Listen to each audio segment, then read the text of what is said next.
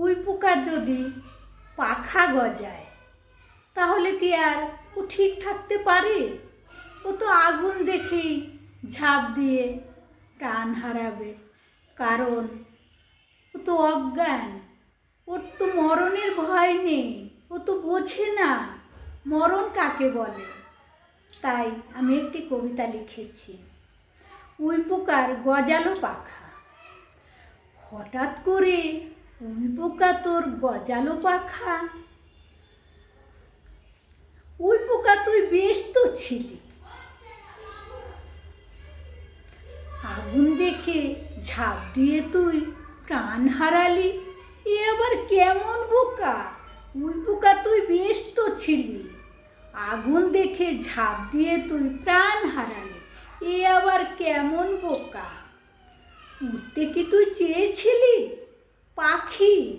উড়তে কি তুই চেয়েছিলি পাখি, নাকি প্রজাপতির মতো? তোর পাখাতে নাই কোনো জড়ত, তোর পাখাতে নাই কোনো জড়ত।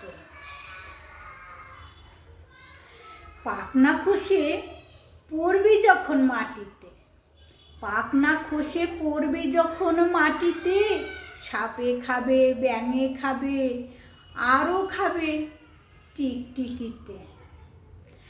কাজটি যে তোর ছিল না মোটেও ভালো, পরের ক্ষতি করলি অনেক, তুই পরের ক্ষতি করলি অনেক। গরিব লোকের নতুন ঘরের বেড়া খেয়ে নিলি। আরও কত ভালো জিনিস তাও যে খেয়ে নিলি। খাবার জন্য অনেক ছিল শুকনো লতা পাতা, তাতেও যদি পেট না ভরে না শুনিস রে কথা। করলে ক্ষতি প্রাণ হারাবি, বলেই বা আর কি লাভ?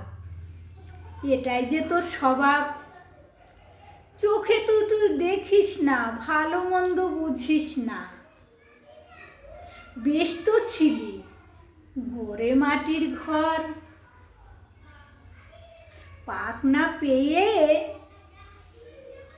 আগুন দেখে ঝাঁপ দিয়ে প্রাণ হারালি। পাখনা পেয়ে আগুনে ঝাঁপ দিলি, এবার পুড়ে মর। হঠাৎ করে গজালো পাখা, হঠাৎ করে গজালো পাখা। আগুনেই তোর মরণ ছিল লেখা। হঠাৎ করে গজালো পাখা, আগুনেই তোর মরণ ছিল লেখা, আগুনেই তোর মরণ ছিল লেখা।